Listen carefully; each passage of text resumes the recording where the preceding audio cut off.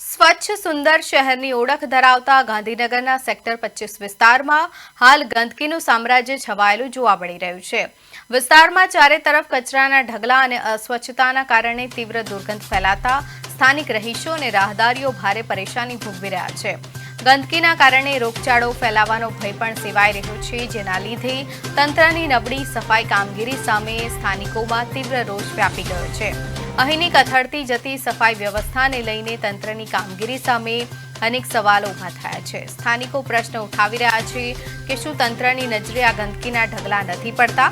તંત્ર દ્વારા આ વિસ્તારમાં તાત્કાલિક અસરથી સફાઈ ઝુંબેશ હાથ ધરીને રહીશોને આ દુર્ગંધ અને ગંદકીમાંથી મુક્તિ અપાવવામાં આવે તેવી ઉગ્ર માંગણી છે।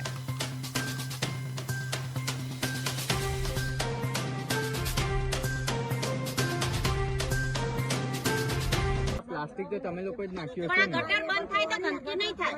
ગટરનું પાણી બધાના ઘરમાં કરવા માંડી, સંડાસો ઉભરાઈ ગયા બધાના, અને છોકરા ઘરે ઘરે બધા બીમાર પડી ગયા। તો જઈ રીતે તમારે રહેવાનું હોય નથી, અમારી સીડીઓના ઠકાણા નથી, કોઈ દરવાજાના ઠકાણા, ગમે તે જને આવવું હોય આઈ ચડી જાય ને ઉતરી જાય સીડીમાં।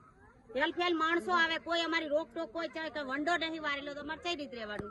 અમારી બેન દીકરી કોઈ એકલી ના નીકળી કે રાત વરસ સરકારે જતા અમને નાખી દીધી। જવાબદારી લેવી પડે કે ભાઈ આ મોડ બધી ભરવા આવે છે, ગંદકી સાફ કરવા આવતા જ નથી। પડી જાય કાલે મંગલા પડી જાય શું કરવાનું? પણ જે એમ ખબર આ બોલી જોઈએ એમ કે આ પાણી પડી જવી છે।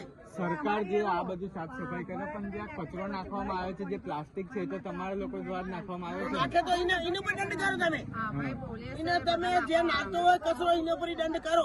આ ઉપર વાળી તંત્ર શાસન હાલે છે ને એ નીચે નાખે છે